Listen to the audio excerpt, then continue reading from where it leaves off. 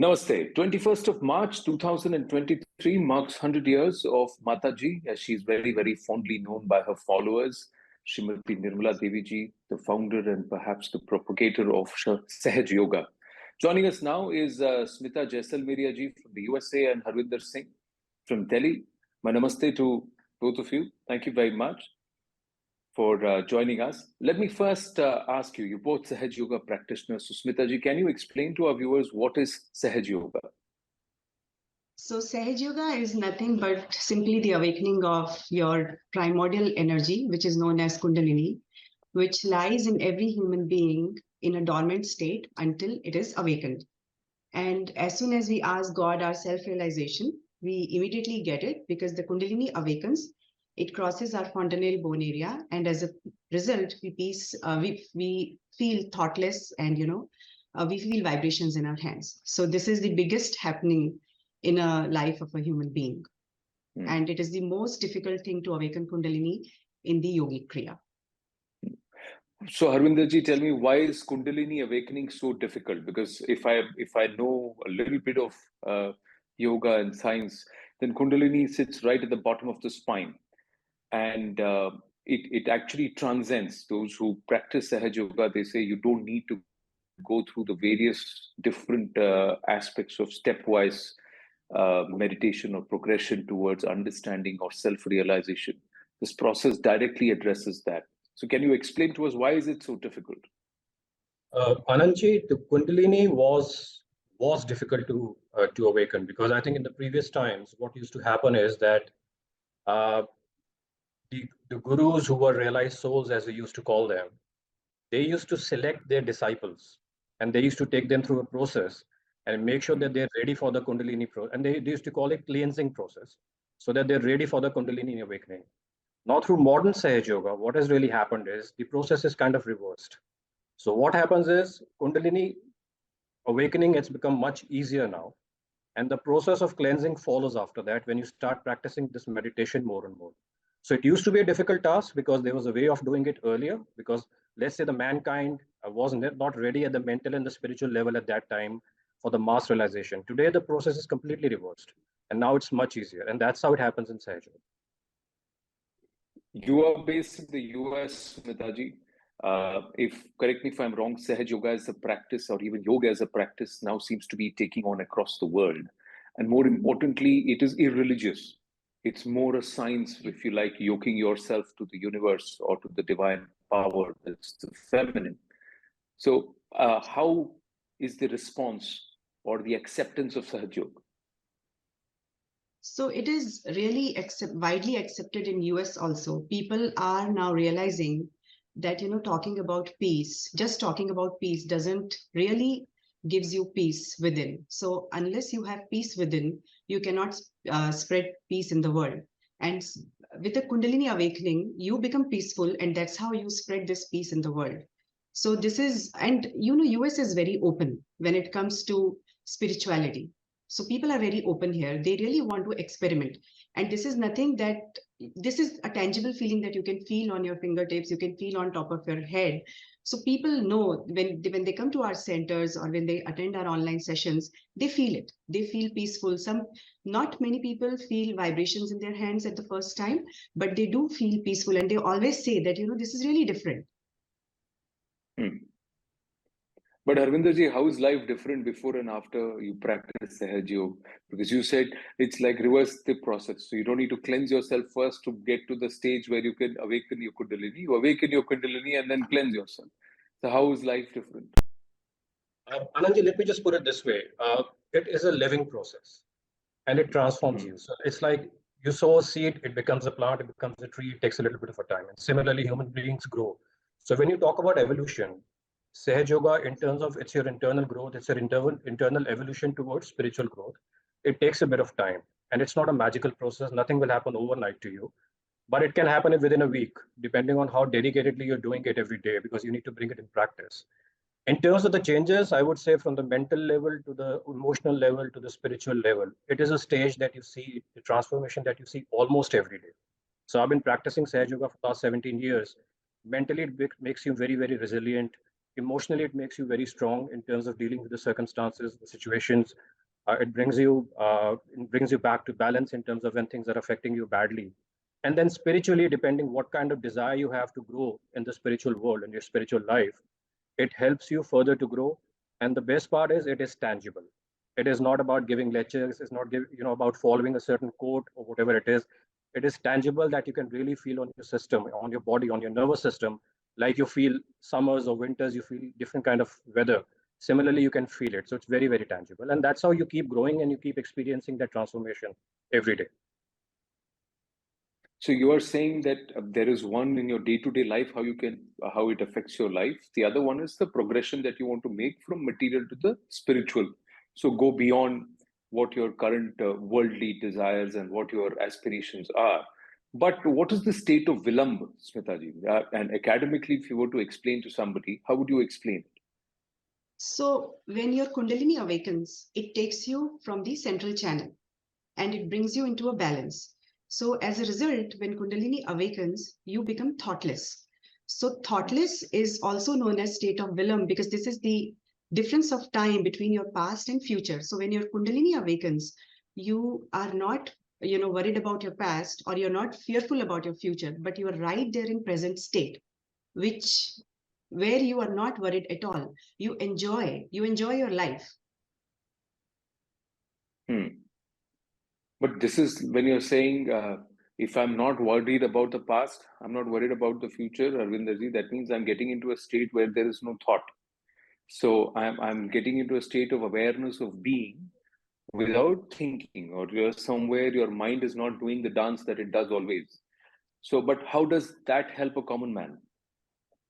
See, what happens is a lot of people, when I talk to about Sahaja Yoga, and the first thing we talk about thoughtless awareness, and people say, we are in business, I have a job.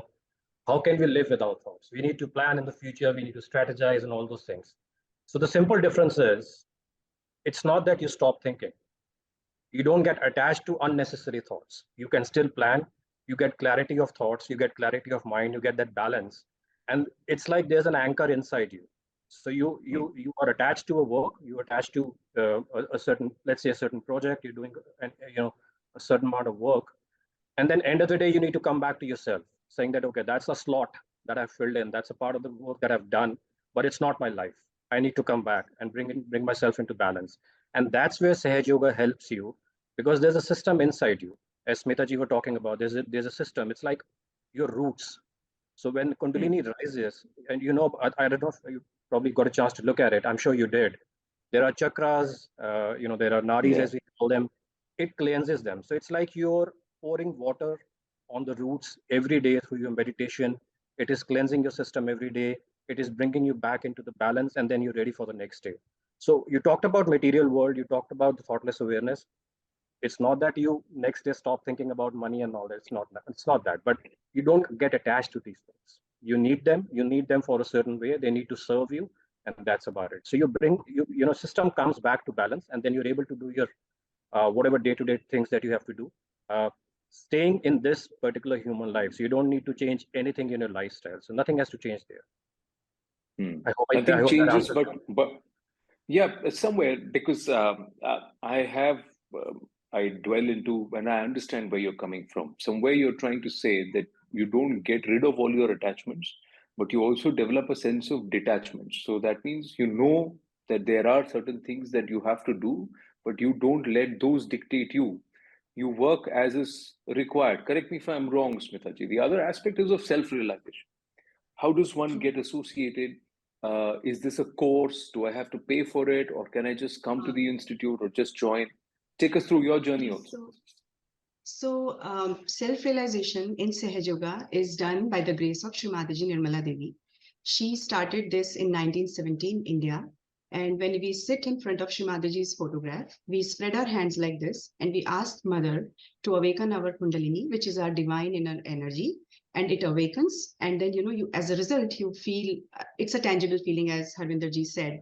You feel it on your fingertips, you feel it on your head. Some people feel it within the subtle system, they feel different things. So every human being feels it differently, but there's always a tangible feeling.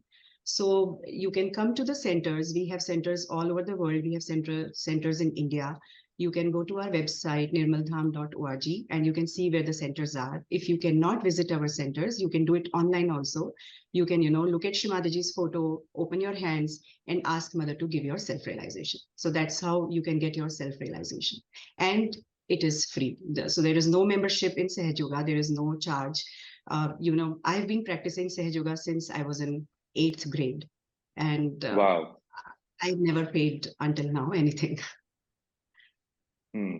But how is it? How do you see yourself? And if I may ask you a little more, Smitaji, how do you see yourself different from those who don't practice Sahaja Yoga? You're living with them, you're mingling with them, you have your own life. How are you different, or how is it different? Sure. So I'm in corporate world for almost 18 years now. And you know how corporate world is. It is so much stressful, right? You work endless hours. So how Sahaja Yoga helps me is I start my day with 10 minutes meditation. And you don't have to sit for hours or anything like that. You just have to sit 10, 15 minutes in the morning whenever you get time. So that, as Harvinderji said, that basically brings me to myself. And I'm my own guru. I don't have to follow anybody. I don't have to ask anybody, how my future is going to be or how my day is going to be. I can do it myself, feeling my subtle system on my fingertips. So it has really helped me. Believe me, I am not stressful at all. At the end of the day, I just meditate for 5-10 minutes and everything goes away. And again, you start your new day. And since you're in corporate world, you're managing projects and everything, you need to plan. You need to work with the team late in the night. You need to work with the client in the morning. But, it really helps. And I really want people to, come forward and try this. There is no harm in trying. It's free. It is not, it is not taking away anything from you. As Harvinderji said, you don't have to change any food habit, any lifestyle. You just do it as you are. And how regular do you have to be, Harvinderji? And tell me about your experience and your involvement with Mataji, your engagement with her, and how would you remember her? Ananji, my journey started about 17 years back. I was like many other people. I was a little critical about things in terms of and I've been actually trying to do a lot of things. People talk about spirituality and you try different things and you really don't understand the meaning of spirituality. I'm talking about myself, and I was trying to figure out what spirituality really means. Hearing out somebody, reading scriptures and all those things will not solve the purpose, because unless you really feel it.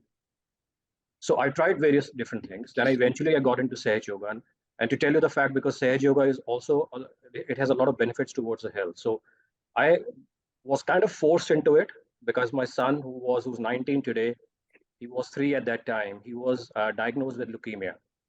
And it was almost untreatable. We kind of circulated the whole report all over the world. My brother is in Melbourne. We showed some doctors over there, and they said it's a very young child. He is weak. We cannot perform normal process on him. So I was kind of cornered at that time. And then I met somebody. My wife was actually doing it Sahaja Yoga before me, in any case. And she's been kind of telling me to do it. And I said, okay, let the time come and I'll do it. But not today. So I've been kind of postponing that process.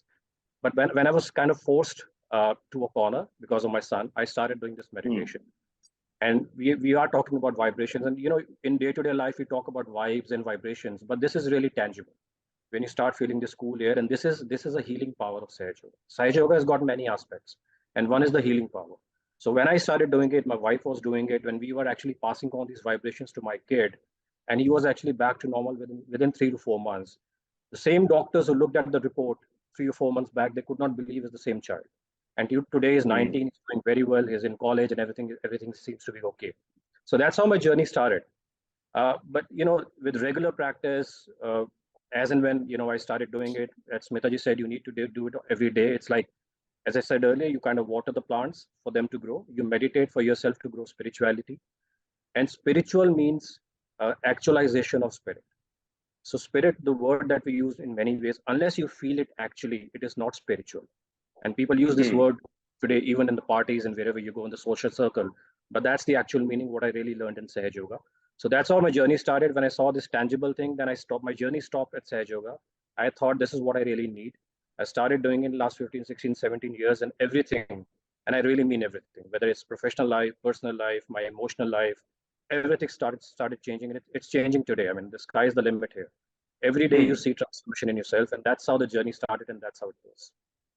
It's an ever evolving process, isn't it? And once you get into the process, then you just want to dive into it a little more, and you just want to swim into that ocean a little more, because it just seems so tranquil when you practice it.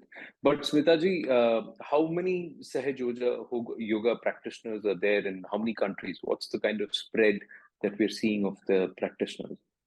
So Sahaja Yoga is practiced in, I think, more than 150 countries right now. Wow. It is also practiced in, yes, Muslim countries like Turkey and, Middle East countries everywhere. And we have centers all over the world. These centers are free. You can see thousands of people, from different caste, religion, culture, coming together, meditating together, and all on the same page. So there is no argument about anything, because, if you have to ask about something, you can just spread your hands and ask your vibrations.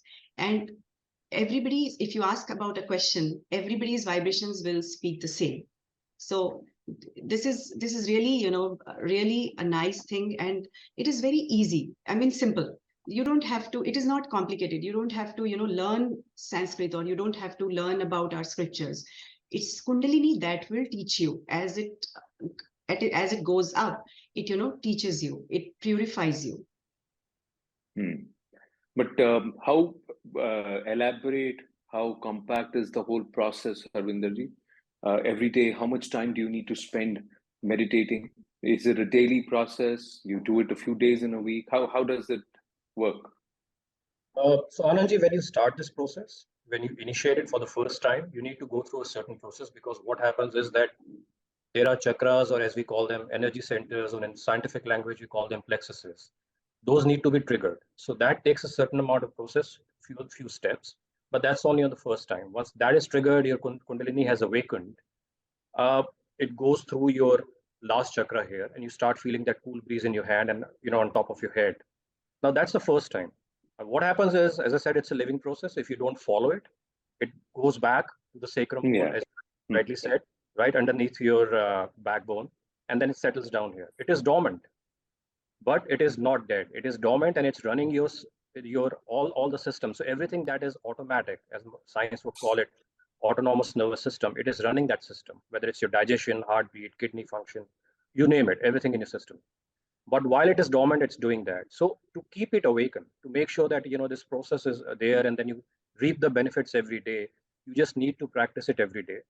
I would say it's totally up to you. It's totally your desire. Give it about 10 minutes. But what happens is, when you sit for the meditation, you are inundated with thoughts. It takes time for you to settle down. The good part about Sahaja Yoga is that you don't need to concentrate anywhere. So the moment you sit with your desire that I need to meditate, I need to connect with the higher force, the Kundalini starts rising automatically. It takes your attention to that level that don't need to force yourself to focus on something.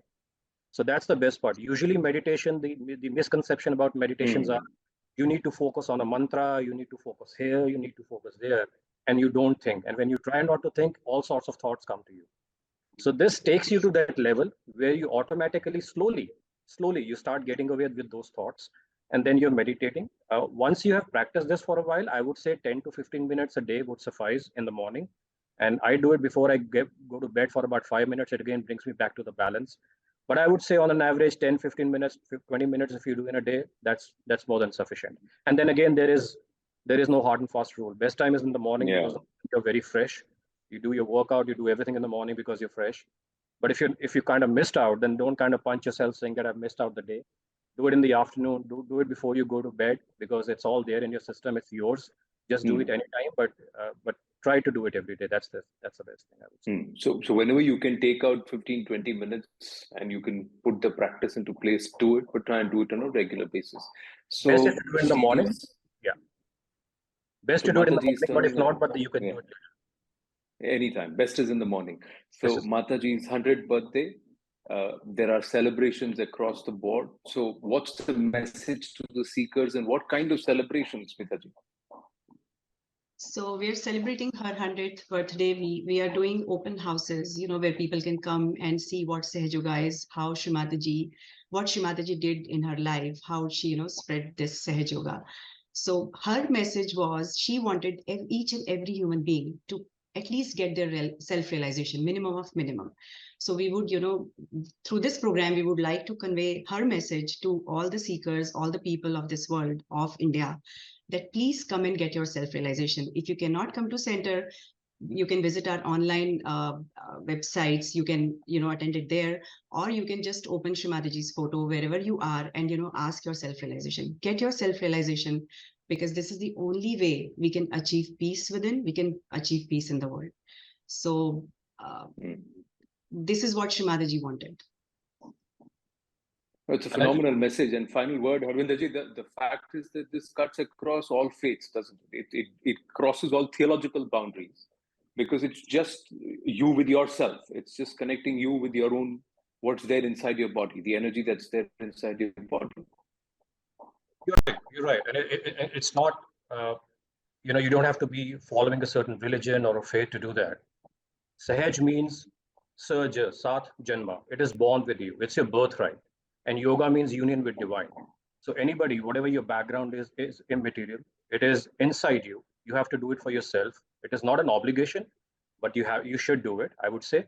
And just to add to the message, what Smitaji was saying, I mean, we know the world is all chaotic around us after the pandemic. We have these wars and everything else. It's all part of an internal system that is forcing human beings to do that. And the only way to transform yourself is getting transformed from inside. And all these things are affecting, you talk about mental health and all these things. And I know your channel covers that a lot as well in terms of mental health. And what is really happening is that the problem is inside, and what we're trying to treat the system from the outside, the symptoms from the outside. So Sahaja Yoga is treating you from inside. So I would say right from your internal transformation, peace, health, extending up to the issues which are external, it's all coming from inside. And I think once you start practicing it, I think it'll bring about a lot of balance inside and out in the outside world if we all do that. So that's the message I would say.